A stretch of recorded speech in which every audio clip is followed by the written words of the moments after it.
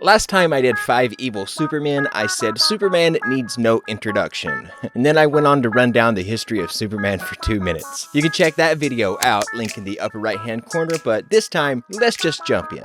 Right after I tell you that this video was brought to you by my patrons on Patreon. You can support the channel at patreon.com/fancygeeks. Head over there and check out the rewards. Get a video made on a topic or character of your choice. Even a single dollar helps.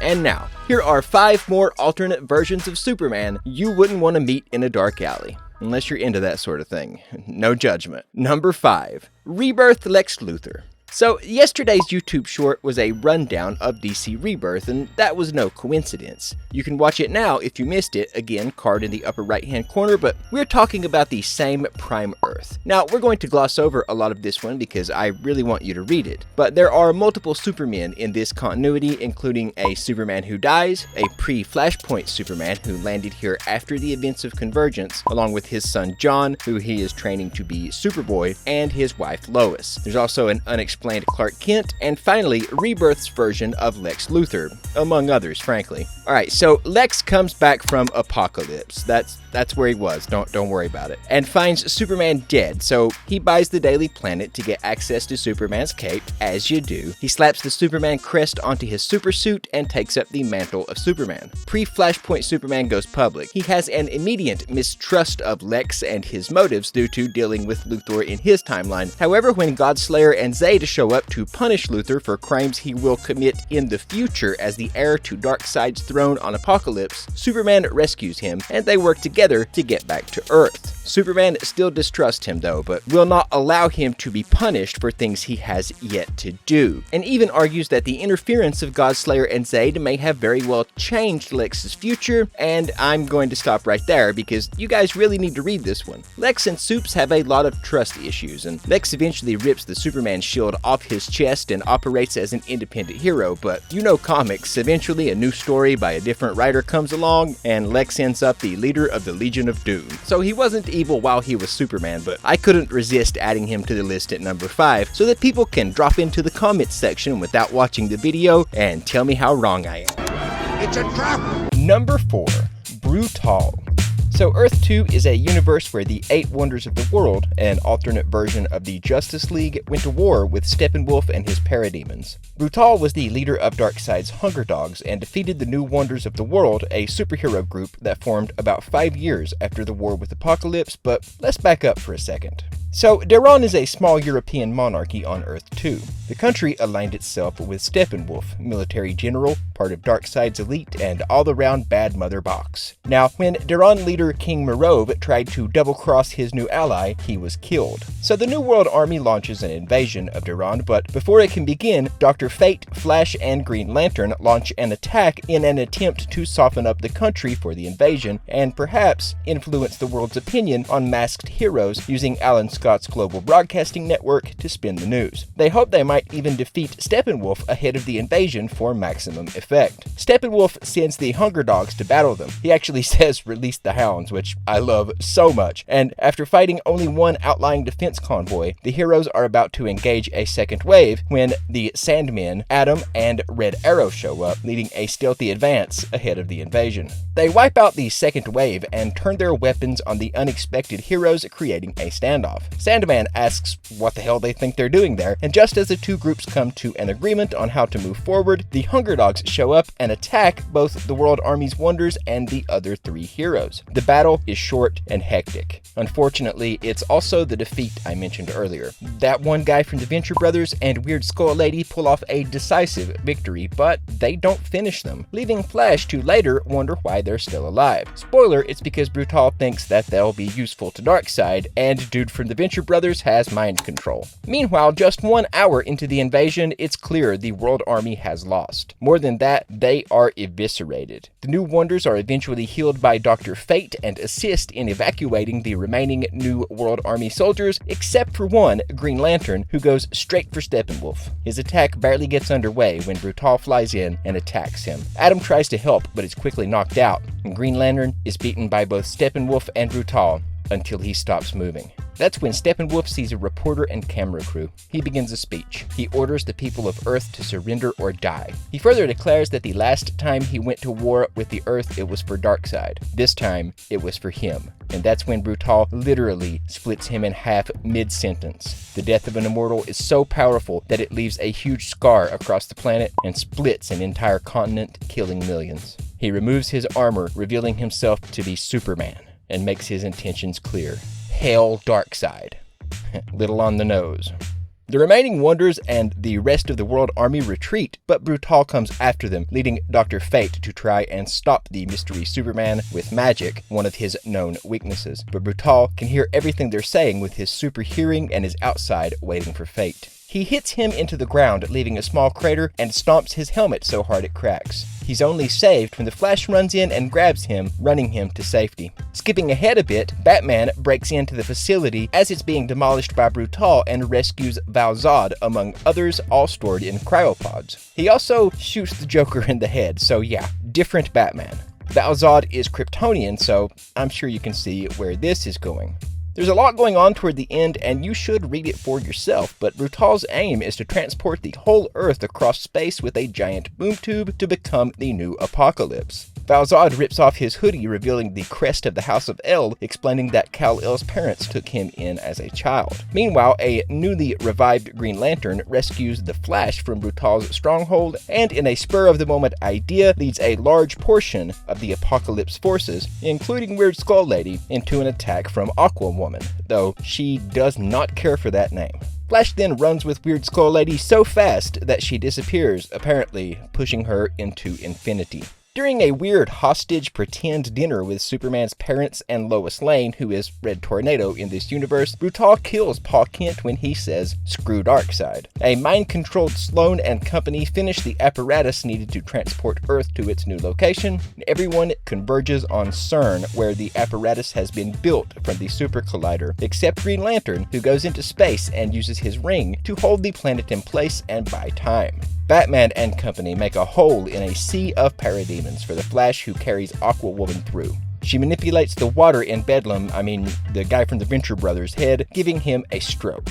Once freed from mind control, Sloan and company shut down the boom tube. At this point, Brutaal is fighting Val-Zod, but something is wrong. His powers are fading and his body seems to be breaking down. His skin is cracking and chipping away while his crest comes loose and turns around backwards. His mind is also going as he mutters, "Me am Superman." And that's when Lois uses her powers to reduce what's left of him to dust. The people of this universe may not recognize who this apparent clone of Superman is, but we do. This is Bizarro. The story, of course, goes on from there, but Brutaal is our evil Superman number 4. Number 3, Parallax Superman. So Parallax in DC Comics is a sort of demonic parasite creature that's been around since the beginning of time. It's often called the living embodiment of fear and was imprisoned inside the Green Lantern's central battery. The Guardians called him the Yellow Impurity. When Rogue Lantern Corps member Sinestro was imprisoned inside the battery, his accordion yellow ring awoke Parallax's power. Now that's a very short version, and the truth is that Parallax was created by writer Ron Mars and artist Darryl Banks in Green Lantern Volume number 3, number 48, back in January of 1994, and was simply meant to be Hal Jordan's supervillain name. However, years later, 2004's Green Lantern Rebirth came along, and the point was to reset Green Lantern back to the previous status quo, so Parallax was explained to have been possessing Hal Jordan, and through the power of the almighty retcon, a yellow demonic parasitic creature was born. Let's just hope that he never possesses Superman. Sometimes foreshadowing is relatively obvious. Okay, so Superman is looking for some missing children. Not only has he promised their parents that he'll find them, but he's also afraid that John might be next. During his investigation, he finds some yellow radiation and begins to follow the trail. It leads him to Z, the first missing child, who seems to be leading another child away. "Your parents are very worried. Come with me so that I can help you," Superman says. Z's eyes turn yellow and energy streams from them. "I don't want your help." And he blasts Superman through a wall. Superman hits him with a quip worthy of Spider-Man and freezes the possessed young man in place. He walks a few steps forward, and that's when he hears a voice behind him. "Superman, Scared yet? It's a little girl behind him, eyes glowing yellow. She blasts him in the back with energy and then passes the power back to Z. Z starts to monologue. Love, hope, compassion. You have to let in the fear. Superman is blasted again. He wakes up sometime later to find out they got away. He flies up into the sky and looks for the yellow energy signal, the color of fear. He singles out the house the energy signal is coming from and rushes in, and a voice begins to speak. You can hear them, can't you? Whimpering, crying for their mommies, praying for their fathers to rescue them. No one can save them, Superman. Not even you. Superman's heart starts to race as the feeling of fear bubbles up in his stomach, not for himself, but for those that he might let down. He steps into the next room to find all the missing kids strung up in a web of yellow constructs. Z smiles, showing his many pointed teeth, and that's when it dawns on Superman. This isn't Sinestro. This is something worse. Parallax takes the form of a yellow giant monster and slaps Superman with a giant tentacle, sending him flying. He blasts the monster with his heat vision, but it's no good. Yellow tentacles wrap around him. His fear increases. Parallax can see it in his mind. Fear for his son John, fear for the safety of the children, fear on behalf of the entire city. As Parallax tries unsuccessfully to take Superman as his host, the Man of Steel makes an offer. Let the kids go and take him instead. And that's how Kal-El becomes Super Parallax, a nearly invincible terror with all the powers of Superman. No moral compass whatsoever, the power to make nearly indestructible yellow constructs, and the ability to detect and feed off of fear. The story goes on from there. Sinestro shows up, and there's a pretty epic battle. If you want the full story, then check out this video from my friends over at Comic Storian. Super Parallax ends up being just a cliffhanger for the next issue, so they don't really do a lot with him. I think this is a good story, and a lot of people really like it, but I'm going to go out on a limb here and say that it's not a great story. You see, this was the main Prime Superman, so all I could think reading it was that DC isn't going to make Superman from the main continuity into a bad guy. There would just be too much fallout. Now, if this was a different Superman, and as we've discussed before, Rebirth is full of them, or if this was an alternate reality, then it could have had bigger stakes. What if Parallax possessed Superman and he liked it? What if he became a villain? I want to see that story. This version of Super Parallax didn't get to do anything. That being said, it made the list for its potential. Super Parallax could be the most evil Superman ever, if he had the chance. Number 2, Superboy Prime. Superboy Prime has a neat backstory. He comes from a universe where all of the heroes are just fictional characters. This one dates back to the end of 1985, and it stands in the November issue of DC Comic Presents number 87. Much like Superman, he was born on Krypton, and his father was trying desperately to save the planet from imminent destruction, a massive solar flare. However, in this universe, it was a transportation device that Jor-El and his wife Lara were working on rather than a rocket. Still a toddler, Kal-El stepped into the Quantum Leap accelerator and vanished. Have we got room for a Tuvix joke? No? Okay. He rematerialized on Earth somewhere in New England, where Jerry and Naomi Kent found him while on a hiking trip. They decided to raise the child as their own, finders keepers I guess, and named him Clark after a famous comic book character who shares their last name. Sometimes for Teased a bit for his name, he grew up without any superpowers, but did form a small group of friends. Then one day in high school, he donned the suit of the hero he was named after for a beachside costume party. While walking the beach with his girlfriend, Clark notices that he can see Halley's Comet, which shouldn't be visible to the naked eye for 6 more months. He remarks that it looks close enough to touch, and reaching up toward it, he begins to fly. And who does he find up there? Superman. And together they save the crowd below from an incoming tidal wave. So the newly declared Superboy follows Superman back to his reality, not realizing that he would never be able to return.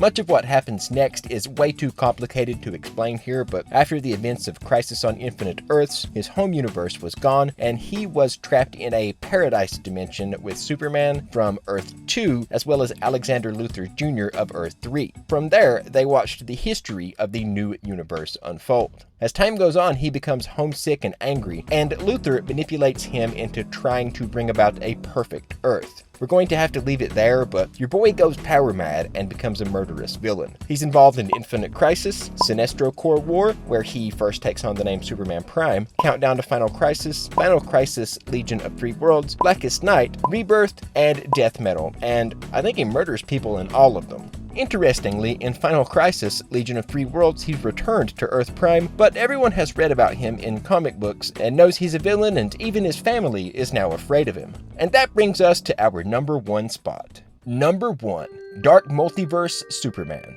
So, I think you guys know by now that I love Dark Knight's metal. As part of my Into the Omniverse series, I once did a video called Superman Turns Evil, Batman Becomes Doomsday about Earth -1 and the Devastator. I think I'll add a link in the upper right hand corner in case you haven't seen it. In short, this one-shot series from Dark Knights saw a world where Superman went on a killing spree, and I'm going to leave this number 1 spot here because you could just watch that video right now. It is one of my very best videos. This video was brought to you in part by our wonderful patrons on Patreon. For a couple of bucks a month, you can get a credit in every video, chat with me directly, or even get a video made on a topic of your choice. Just go to patreon.com/fancygeeks. Thank you so much for watching another video with me. Until next time, please click subscribe and ring that bell so that you get notified when we release a new video, and please share this video on sites like Reddit, Facebook, and Twitter. If you didn't like this video, then let me know by clicking the thumbs down button, and likewise, if you did like it, then hit thumbs up. And a super special thank you to Lauren Alexandra, Sleepy Hollow, Josh Gallagher, and the rest of the wonderful people scrolling on screen right now. Please be kind to each other. I'm Jay Parks.